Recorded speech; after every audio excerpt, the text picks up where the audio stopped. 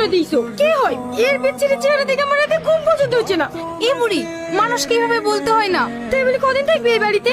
তোর বিয়ে হলে চলে যাবে। ঠিক আছে, আমি কিচ্ছু বলবো না, কিন্তু ও যেন আমার সামনে না আসি। বাপ, ওর কথায় কিছু মনে করো না, ওর হয়ে আমি ক্ষমা চাইছি। আরে আর আপনি ক্ষমা চাইছেন কেন? ওর কথা আমি কিচ্ছু মনে করিনি। আমার বোনের থুবড়ো আমি প্রথমে দেবো।